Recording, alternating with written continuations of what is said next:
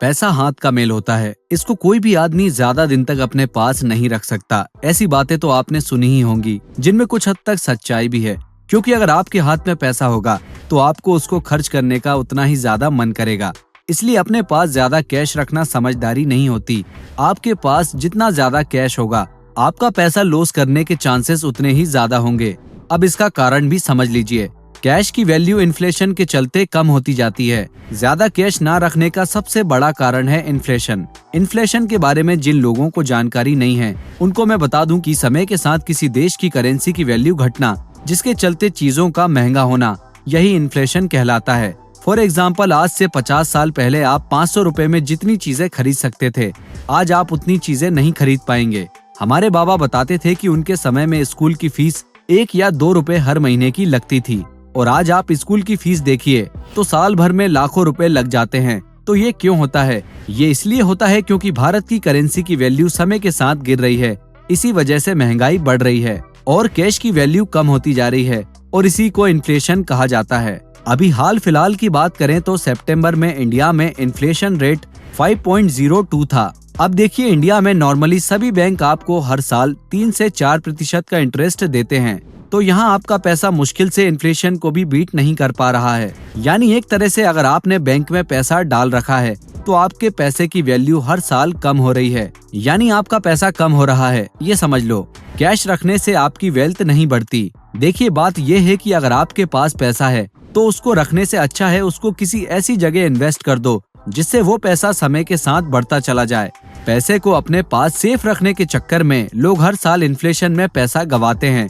थोड़ा दिमाग लगाकर सोचो कि अगर आप अपना पैसा किन्हीं दूसरे असेट्स को खरीदने में लगाते हो तो आपके असेट्स की वैल्यू समय के साथ बढ़ती जाएगी।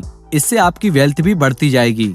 तो अब तक आप लोग ये तो अच्छे तरह से समझ गए होंगे कि ज्यादा कैश रखना एक अच्छा फाइनेंशियल डिसीजन नहीं है, और हमें अपने कैश को दूसरे असेट्स खरीदने में यूज करना चाहिए ताकि हम इन्फ्लेशन को बीट कर पाएं और अपनी वेल्थ को बढ़ा पाएं। लेकिन वो असेट्स हैं कौन से, इसी बारे में आज बात करेंगे। पहला, रियल एस्टेट। देखिए, जब भी पैसे को इन्वेस्ट करने की बात आती है तो सबसे अच्छा ऑप्शन जो निकल कर आता है वो है रियल एस्टेट, यानी जमीन खरीदना। क्योंकि जमीन की कीमत बहुत तेजी से बढ़ती है, बढ़ रही है और बढ़ती रहेगी, क्योंकि इस दुनिया में एक निश्चित अमाउंट में ही जमीन है। और जब आप कहीं पर जमीन खरीदते हो तो उसमें आपका पैसा लॉस होने के चांस भी बहुत कम होते हैं, जैसा कि बाकी इन्वेस्टमेंट ऑप्शंस में होता है, जैसे कि शेयर मार्केट वगैरह।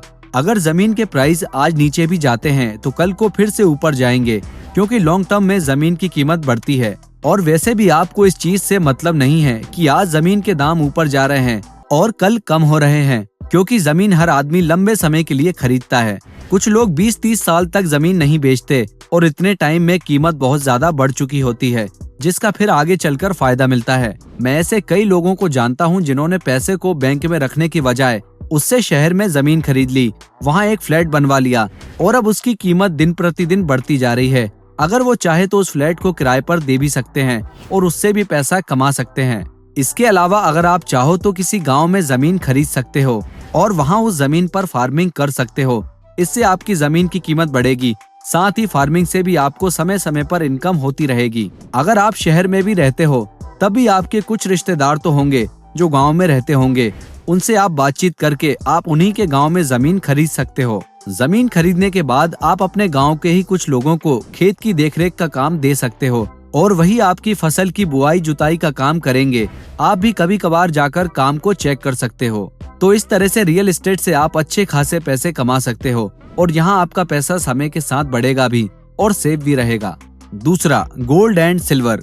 रियल एस्टेट के बाद जो दूसरा सबसे बढ़िया असेट है वो है सोना चांदी।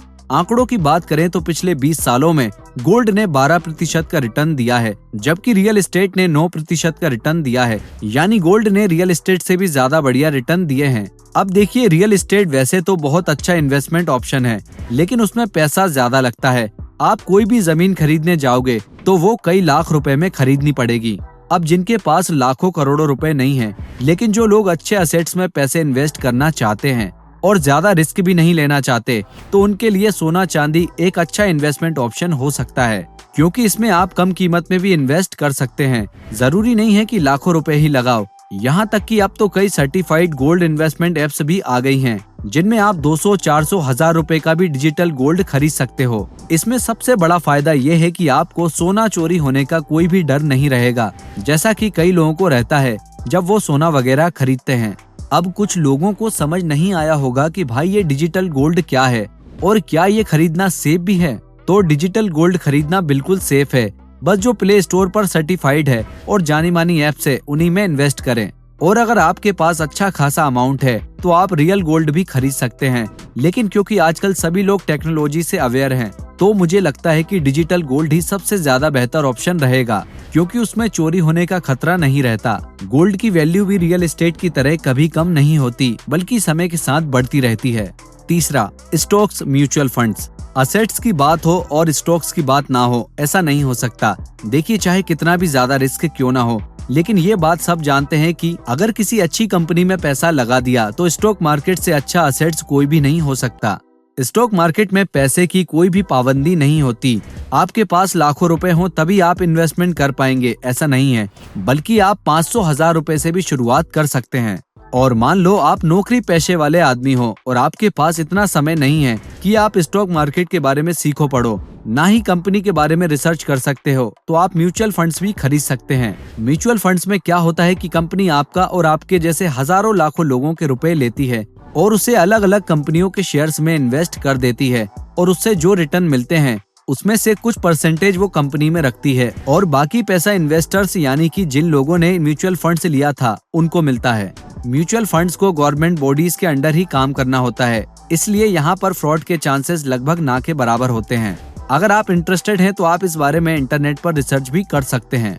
चौथा, बिजनेस। अब उस असेट की बात करते हैं जिसके बारे में जानते तो सब लोग हैं, लेकिन उसमें इन्वेस्ट बहुत ही कम लोग करते हैं। वो असेट है बिजनेस। देखिए, अगर आपके पास अच्छा खासा पैसा है और आप रियल एस्टेट, गोल्ड, स्टॉक इनमें से किसी में भी इंटरेस्टेड नहीं है, तो आप बिजनेस में इन्वेस्ट कर सकते हैं, क्योंकि अगर बिजनेस चल गया तो आपने जितना पैसा लगाया था आपको उससे कई ज्यादा गुना मिलेगा। लेकिन बिजनेस चले इसके लिए जरूरी है कि आप बहुत ही सोच समझकर शुरुआत करें। स्मॉल बिजनेस आइडियाज के ऊपर मैं पहले ही एक वीडियो बना चुका हूँ, अगर आपने उसको नहीं देखा है तो तुरंत देख लें। उसके बाद आप अपने इंटरेस्ट ऑफ एरिया के हिसाब से कोई अच्छा सा बिजनेस आइडिया सोच लें जिसको छोटे लेवल पर शुरू किया जा सके। उसके बाद बिजनेस को शुरू करो और उसका कार्यभार किसी पहचान वाले व्यक्ति को सौंप दो। उसको मंथली सैलरी देते रहो। इस तरह से बिजनेस भी ग्रो करेगा और आपको हर महीने इनकम भी होती रहेगी। तो ये बिजनेस भी आपका असेट हुआ। और आगे चलकर जब आपके पास अच्छे खासे पैसे हो जाएं, तब आप अपने बिजनेस को बड़े लेवल पर भी लेके जा सकते हो। जैसे कि मान लो आपके पास 1 लाख रुपए हैं, आपने उससे एक जनरल स्टोर ओपन किया।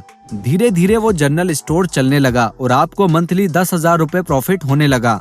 तो इसे इस तरह से देखें, 1 साल में ही आपने जितना पैसा लगाया था वो कवर हो जाएगा, उसके बाद आप प्रॉफिट में ही रहोगे। तो अगर आदमी थोड़ा दिमाग लगाए तो बिजनेस को एक अच्छा असेट बना सकता है। 5वां, क्रिप्टो करेंसी।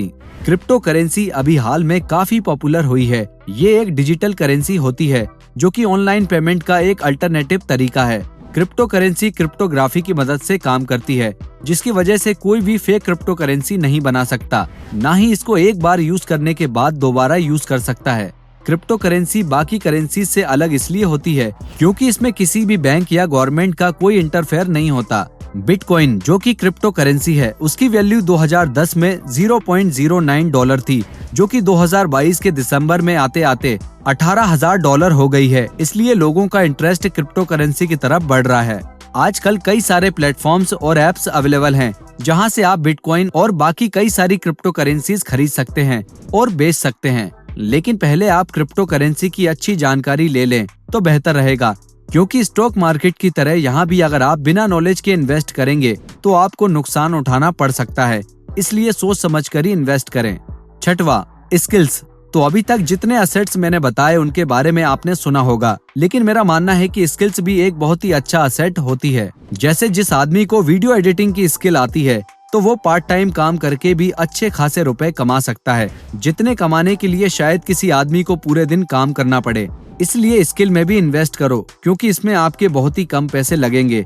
आपको जो भी स्किल सीखनी है उसके किसी प्रोफेशनल आदमी के पास जाओ और उससे बोलो कि भाई मुझे ये काम सीखना है, आप सिखा दो और बदले में फीस चार्ज कर लो। यकीन मानो फ्यूचर में स्किल आपके बहुत ही काम आएगी, क्योंकि अगर आपका सारा पैसा डूब भी गया लेकिन अगर आपके पास स्किल है तो आप वो सारा पैसा दोबारा कमा सकते हो। तो दोस्तों आज के लिए बस इतना ही। वीडियो को देखने के लिए आपका बहुत बहुत धन्यवाद।